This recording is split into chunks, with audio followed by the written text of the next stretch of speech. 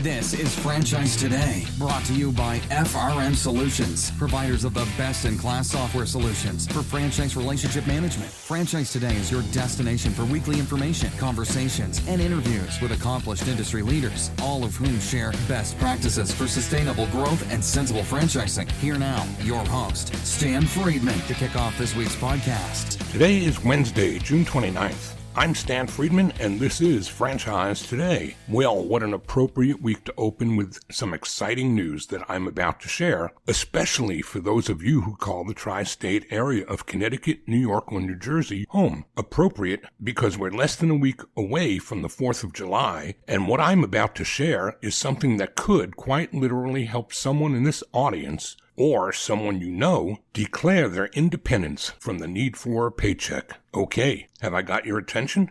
So, for the last decade, Brooklyn Robot Foundry has been offering creative robot building programs for children and adults in company-owned locations throughout New York City. In 2015, they began setting up their company for franchising, and they are now ready to launch. But these industry disruptors aren't just bringing their franchise brand to market the old-fashioned way, no. Brooklyn Robot Foundry is celebrating the launch of their franchise program with a Frandowment competition. That's right, a pitch competition that will remove all barriers of entry plus the first year of fees for one qualified applicant. Now, this applicant will not be just anybody. No, this person will have the dream of small business ownership and all the right stuff to accompany it, except perhaps for the ability to secure the necessary capital to make that dream come true. This might be especially true of individuals that live in marginalized communities. So, here's the deal. To earn this prize, valued at plus minus $60,000, the winning Frandowment competitor must reside in and be willing to operate his or her Brooklyn Robot Foundry business within the tri-state area of New York. They must wish to establish their future in the world of children's enrichment programs and be able to impress a panel of judges, including yours truly, on a number of challenges from business skills to marketing acumen. Each challenge will showcase the candidate's prowess or potential in the skills needed to run a successful Brooklyn Robot Foundry business, from leadership to social media proficiency. Candidates will be screened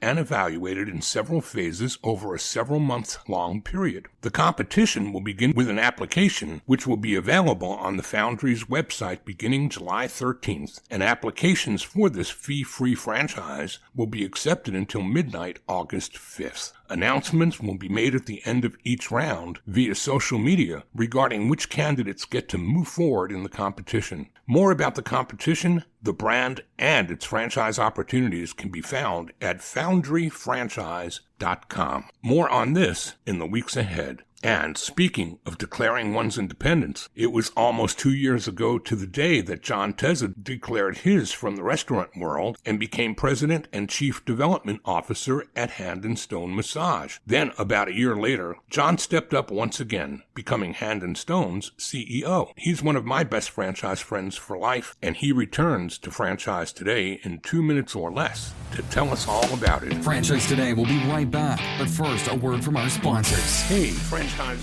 of restaurants, bars, grills, and taverns, and multi-unit franchisees, listen up. This message is for you. Atmosphere TV wants to help you cut costs on overpriced cable TV for your business and either replace it completely or partially if sports programming is essential at your locations. What Atmosphere TV provides are 100% free programming options with more than 50 channels of highly engaging and entertaining programming that is audio optional and guaranteed to please your customers and even increase their average ticket per visit. So here's how it works. Atmosphere hooks you up with an Apple TV HD receiver loaded with more than 50 channels of fully licensed, no cost to you, fun and lifestyle programming. These channels include Chive and Red Bull TV, TV, bloopers, superhuman feats, and an array of viewing options that don't require sound to be enjoyed. And this offer is not just limited to restaurants or bars. No, any business with a TV screen in its waiting room can benefit from Atmosphere's free programming offer as well. So what are you waiting for? Cut the cord on overpriced cable and get Atmosphere TV with its 100% free, engaging, and entertaining programming options. Keep your guests happy while they wait to see you instead of watching the clock and their wait times. Chiropractors, doctors, dentists, auto repair shops, anyone with TVs in your waiting rooms, jump onto this amazing offer today. And if you text the word franchise to 474747, Atmosphere will waive the $100 setup fee for the Apple TV HD receiver that they'll ship to you as well at no cost. Atmosphere TV, changing the way businesses view television. Find them online at atmosphere.tv, and remember, text franchise to 474747 for the no-charge Apple receiver. Cut the cord and get rid of cable today with Atmosphere TV. John Teza is the Chief Executive Officer for Hand & Stone Franchise Company, the franchisor of Hand & Stone Massage and Facial Spas. As CEO, John is responsible for driving the company's brand strategy and performance across its 500-plus spas and clinics throughout the U.S. and Canada. John is a passionate brand builder and is committed to Hand & Stone's mission to make high-quality spa wellness and beauty experiences more accessible, affordable, and professional for its clients and team members. John Teza, welcome to Franchise Today.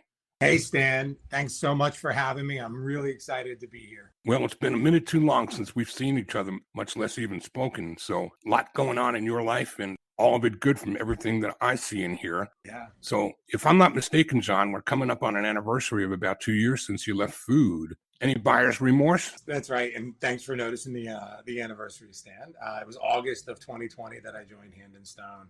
You know, look, I've been involved in multi-site consumer my entire life. The restaurant industry has been very good to me. I've enjoyed being a big part of it. I loved being a part of the National Restaurant Association board and still have great contacts there today. I think the restaurant environment, like a lot of domains within multi-site, has been so dynamic over the last couple of years.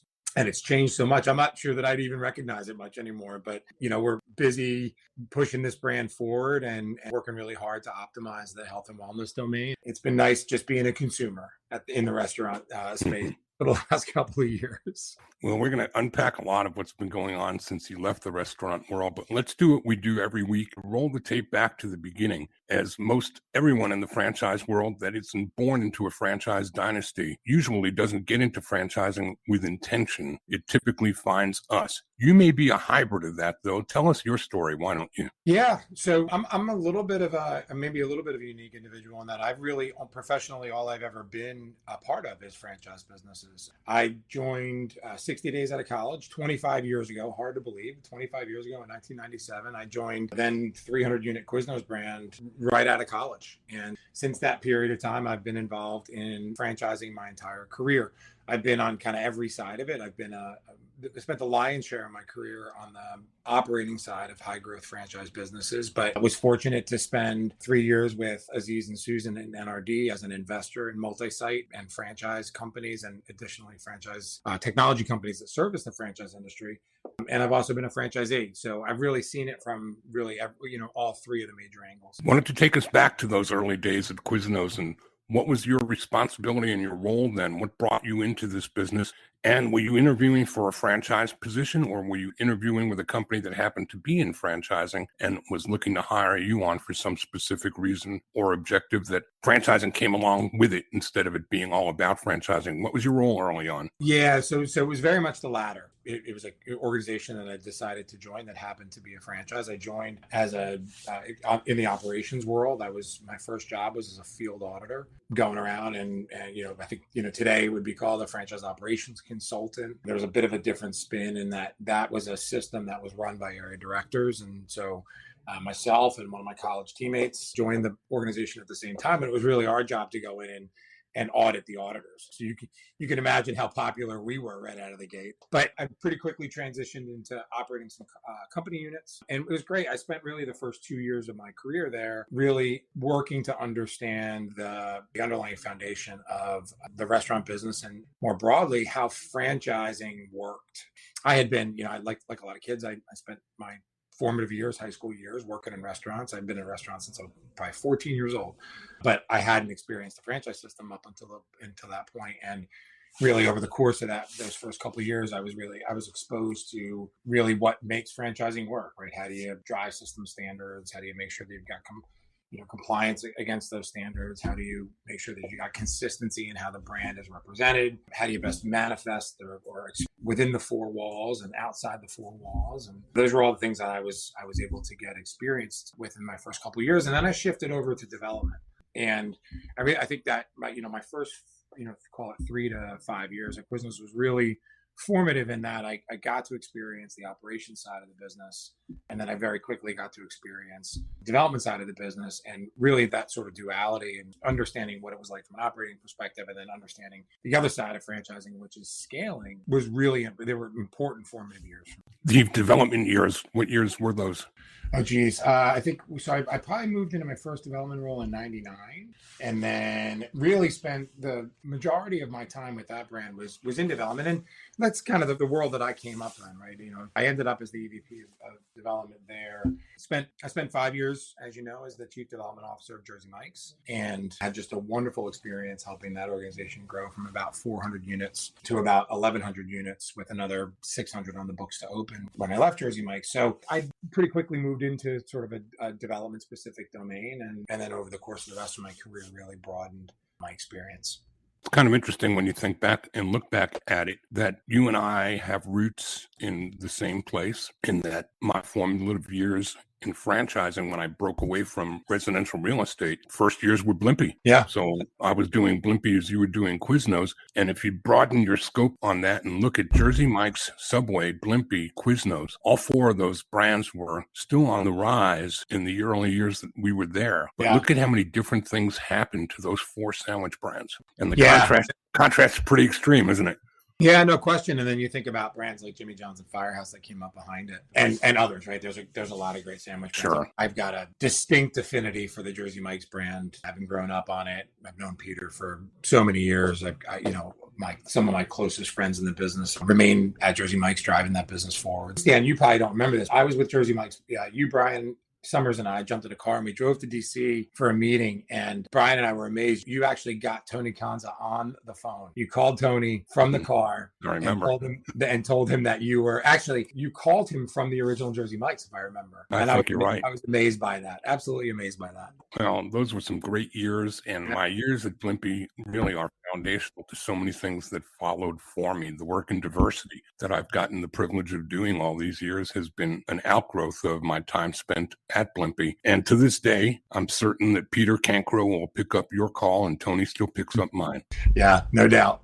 No doubt. So move on from there, John. Take us on a journey, or a portion of the journey that hit some of the high spots and the milestones of your career. And when we come back after a quick break, a little bit later on, we're going to talk more about today, the here and now, and the hand and stone experience that you're part of molding the clay on these years. But get us there first with some of the other milestones along the way before we hit a break. Yeah, look, I count my milestones in the business really connected to the people that I've had an opportunity to work with, and the franchisees that I've had an opportunity to spend time with and see them grow. My years at Jersey Mike's were incredibly successful, working with Peter and with Hoyt Jones and Rich Hope and Mike Manzo and that whole team there, Brian Summers. I actually just spoke with Brian last night, and just to see him now, Chief Development Officer of that brand and at the helm and really driving the organization's growth, it might be one of my the favorite things that's ever happened in my career, is seeing Brian ascend to that role and doing so well. I think about having the opportunity to work with Aziz and Susan, and, just an incredible entrepreneur like Aziz and somebody like Susan with this just really high EQ. I think about the opportunity to have worked with Frank Pacey, who I think is one of the smartest people that have ever been in multi-site consumer. He's just brilliant. The work that he's done across his career, early in my early days working with Steve Schaefer and John Fitchett and Brian Belmont and the people at Quiznos was unbelievable. And then I'm so fortunate to align with the Hand and Stone brand. I'm so excited about where we are and what we've just come through and where we're going.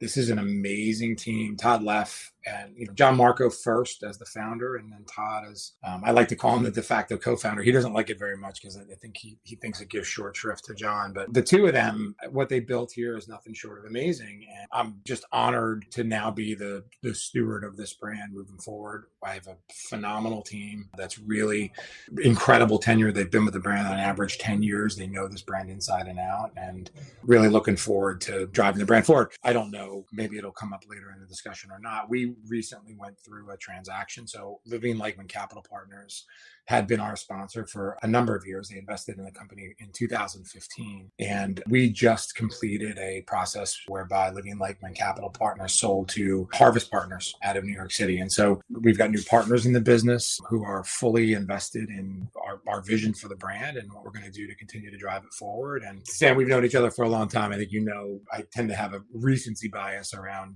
accomplishments or whatever. And I'm just incredibly, incredibly excited about where this brand is and where we're going. I just wish you sound so down in the mouth, I just wish I could do something to get you excited, pump you up, do something. I mean, come on.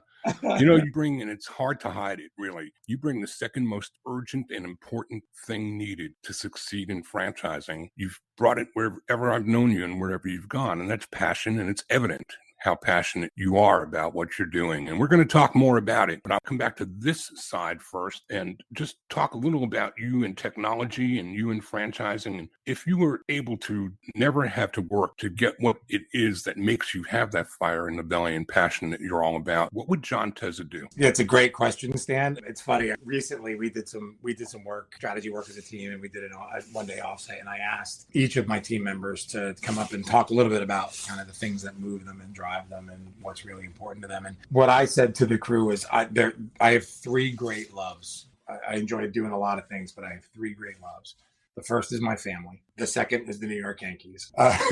And the third is growing businesses, right? Seeing things grow. I have an incredible passion for taking something that I feel like has not yet sort of met its manifest destiny, right? Has not yet achieved its full potential, and helping put the right systems and processes and people and scaling mechanisms around it so that it can achieve its full potential. And if I wasn't actively engaged in the business of growing the Hand and Stone brand or any brand, I would be doing that with something, right? That's what moves me. That's what gets me up in the morning. That's what keeps me up at night.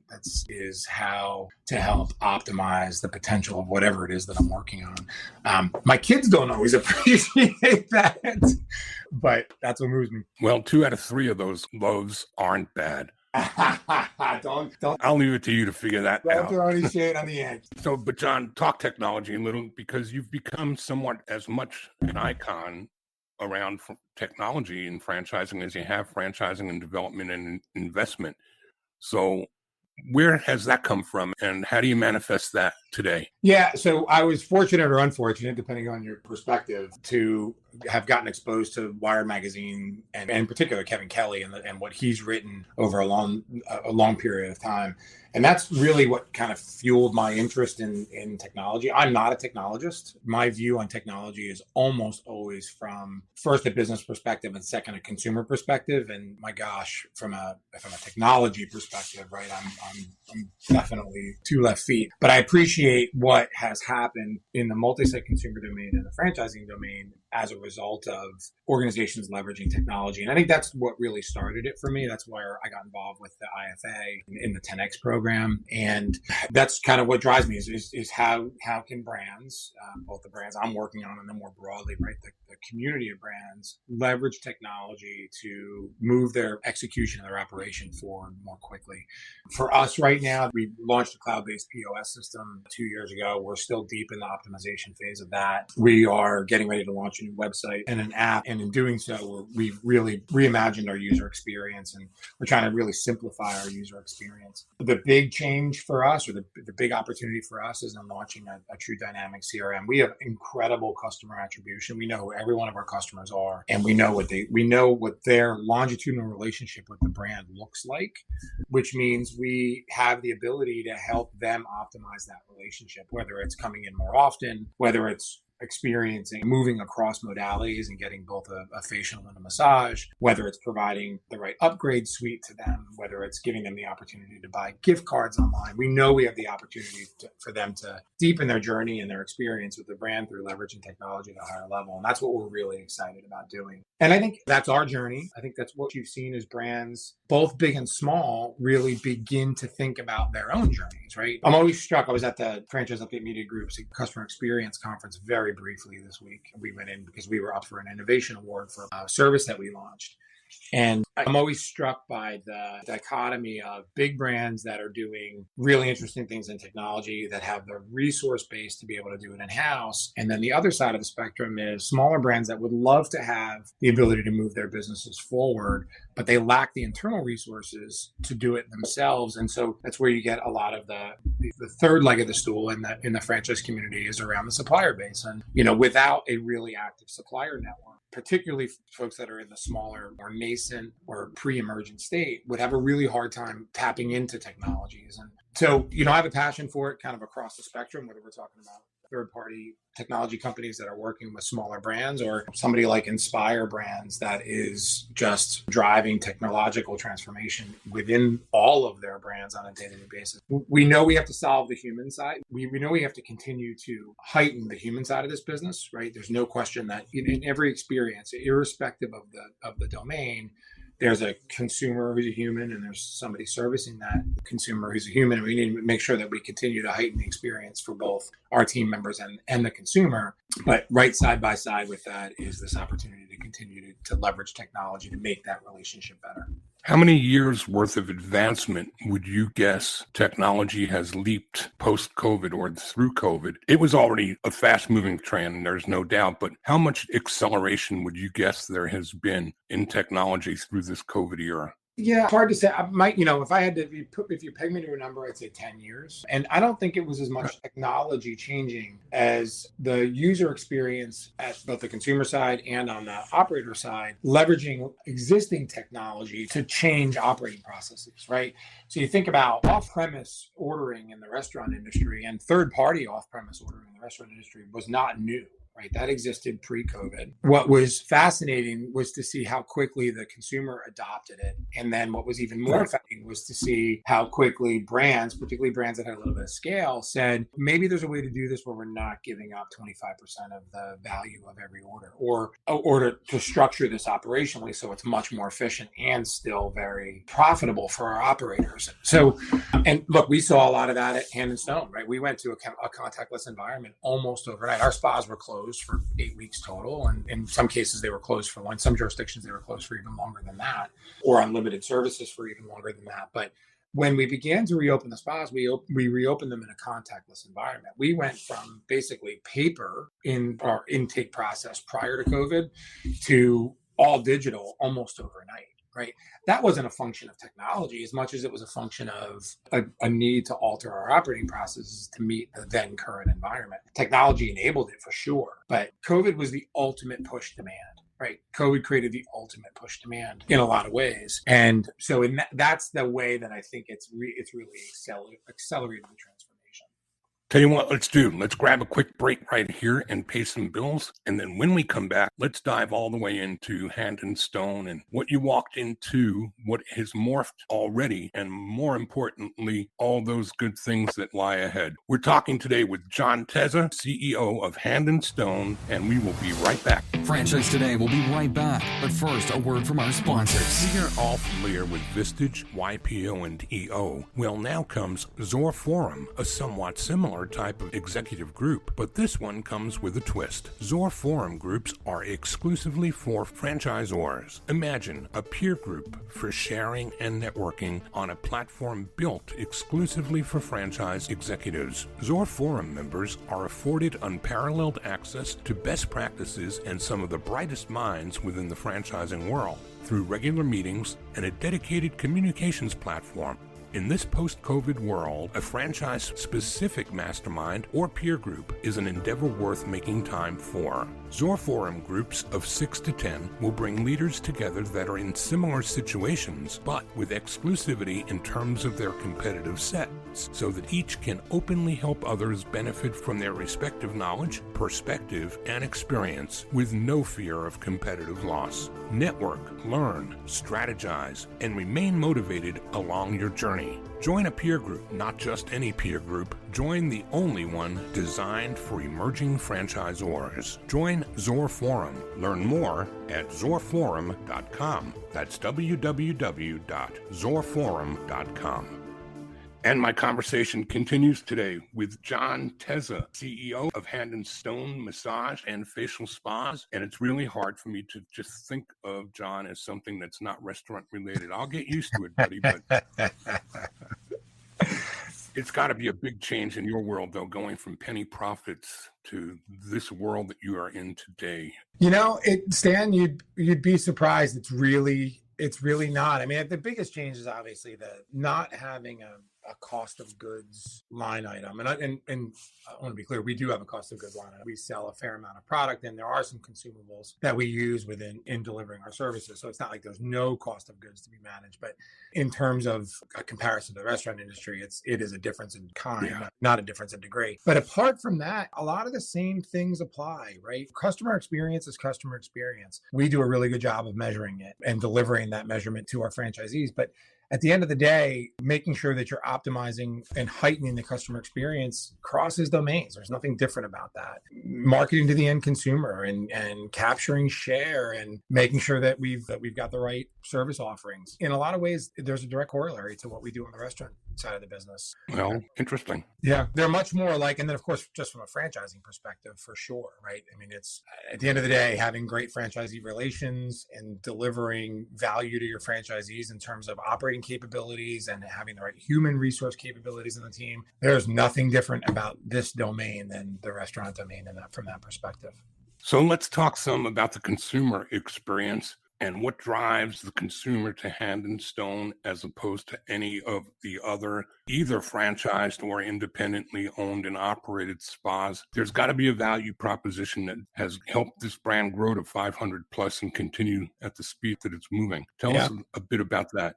Yeah. So look, our mission is to deliver high quality spa services to the middle market in an affordable, convenient, and professional manner. That really is kind of our whole purpose of being. I like to say that we're really more of a deconstructed spa experience than a single modality clinical experience that's really rooted in pain management. This is really about giving our clients the ability to manage their emotional and physical well-being through their affiliation with our brand. We're a true dual modality brand. So a third of our business comes from skincare services. So we are truly dual modality. So 2/3 massage, 1/3 coming from skincare. And we get incredible cross attachment. About a little less than 45% of our clients will use us for both modalities in a given year. So it's not like we've got one core consumer that's massage and one core consumer that's skincare. We're seeing kind of a melding of those two consumer targets. Really compelling membership proposition. So for $69.95, a member gets a monthly massage or a facial. Really incredibly portable and flexible membership model. So we don't do annual contracts. It's a month-to-month membership. We allow our membership credits to accrue. So if you don't use it one month, you can use it the next month. You can use it on an upgrade. And it's also portable. So a Hand & Stone membership, a service credit, is redeemable at any spa across the network. So really flexible footprint. A big part of what we do pertains to our enhancements. So we welcome our guests into a journey with the brand. We want them to experience the membership for sure, but we also want them to have the opportunity to upgrade their service. So about 1/3 of our massage services are upgraded, and about 2/3 of our skincare services are upgraded. And both of those numbers continue to grow. And so we've got a really diverse and a wide array of enhancements that our clients can participate in, and they continue to do so at a really high level. It's no surprise to me that you found your way to a place like this after all of those posts on Facebook about your Newark airport experiences. That this has got to be a real perk and a benefit for you now, right?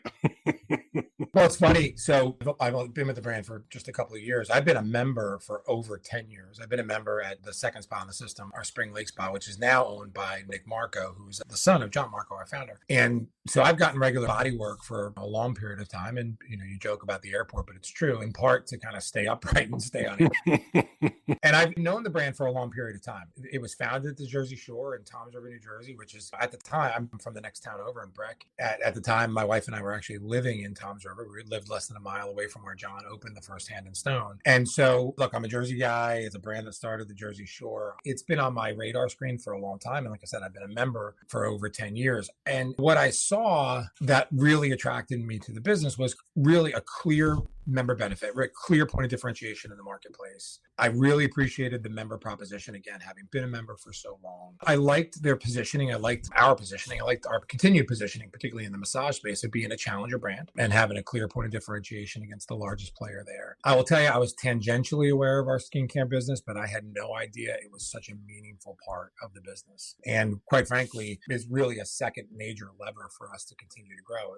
We're a third skincare today. I believe that in the next 5 years, we can get that number to 50%. And we can be truly, each modality can stand side by side. Because of my relationship with the brand as a consumer, I was aware that they were in the process of going through a technology transformation and moving from a server-based, unit-based POS system to a cloud-based POS system that was going to give them the flexibility to really carry their user experience forward significantly and ultimately to continue to advance the overall technology positioning of the brand. And so it was a natural fit.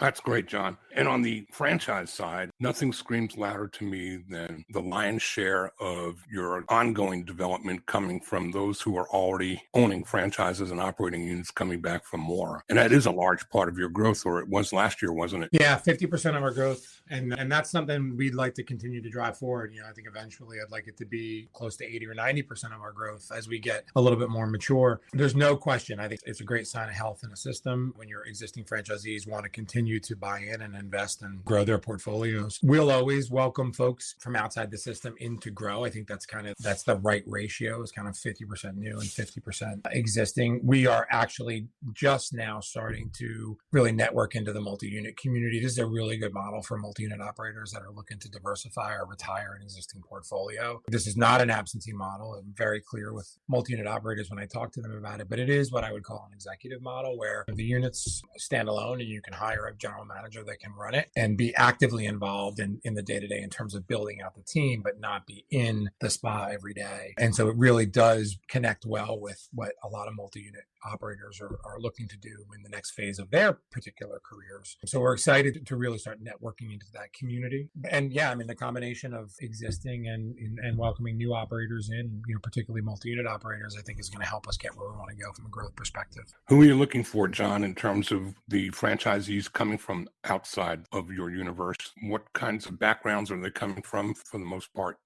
So again, love multi-unit operators, love folks that understand how to operate in this sort of multi-unit, multi-site world. We've seen folks come in from fitness. We've seen folks come in from childhood education. Of course, we've seen folks come in from restaurants. We've got a couple of really good tropical smoothie franchisees that are doing really well in our system. Eric Danver, who's our largest franchisee, was a 60-unit Papa John's franchisee in a prior life. And so we've seen existing operators really come in and have a big impact on our brand and build some significant success for themselves. Beyond that, one of the most important aspects of the four-wall operation is creating the right selling culture. This business is all about membership and conversion. And so folks that have a really strong selling background tend to do well in the system. That's great. We're coming around the final turn here, John. Before I ask you to leave contact info, what, if anything, might I have asked you and didn't that you wished I did? I understand these conversations are always so fulsome. I can't think of anything. I just remain incredibly excited, right? The massage and skincare business is interesting and fortuitous for all of us that are here. These were not always seen as wellness modalities.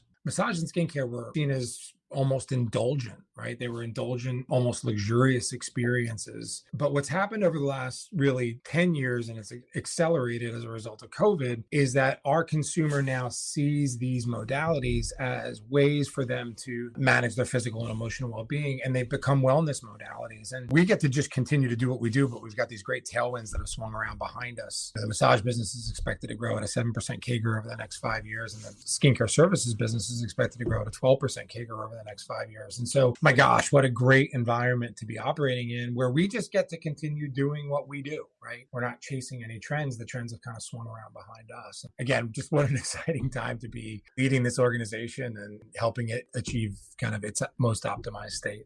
John, if somebody wants to catch another dose of your optimism and your passion, how do they find you? So Teza at handandstone.com is the best way to get me. If you don't want to email me, hit me up on LinkedIn. It's fine. They'd be the other great place to get me as well. And Stan, I can't thank you enough for having me on. Our relationship has been important to me, through my entire career. And this is now the second time you've had me on as it relates to Hand and Stone. And I'm just really incredibly appreciative of the support. Well, I appreciate the friendship. And as I'm sure you remember, it is the late, great Jerry Darnell that brought us together in the first place. So I can't thank him enough for doing that. And while he's gone, you live on and you stay in my world as I hope to stay in yours. John Teza, CEO of Hand and Stone, thanks so much for joining us here today. Thanks, Dan. Well, that's a wrap for today.